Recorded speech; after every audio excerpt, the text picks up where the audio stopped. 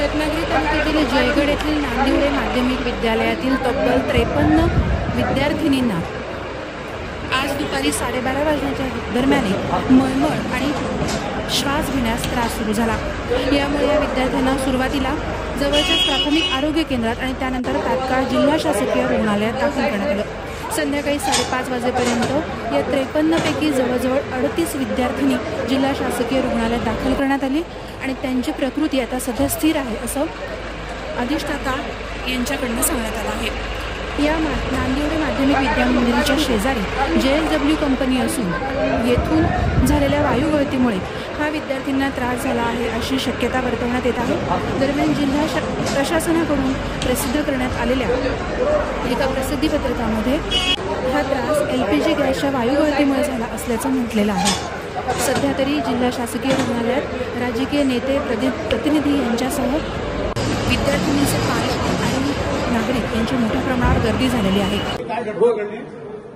जयगड येथे वायू गळती झाली आणि त्यामुळे काही मुले बाधित झाली आहेत अशी माहिती आम्हाला सिव्हिल हॉस्पिटलमध्ये मिळाली।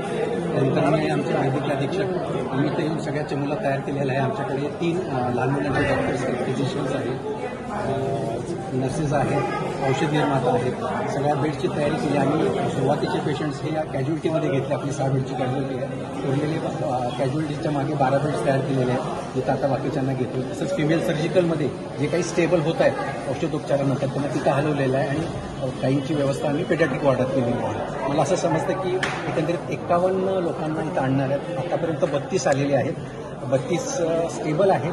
बहुतांशी मुलं घाबरलेली आहेत, त्यांना थोडासा श्वासोच्छवासाचा त्रास आणि त्यांच्या पोटात दुखतं, त्याच्यावर त्यांची ट्रीटमेंट चालू केलेली आहे। 3 जणांना थोडंसं छातीमध्ये स्पाझम होत आहे, म्हणजे श्वास घ्यायला जास्त त्रास होतो, त्यांच्यावर मी विशेष लक्ष ठेवून आहे। त्यातल्या उलटी आणि मळमळ झाली असं झालंय असं काही आहे का? उलटी नाही, जास्त करून मळमळच आहे आणि श्वासोच्छवासाला त्रास। नाही, सध्या तरी कोणी सिरियस झालं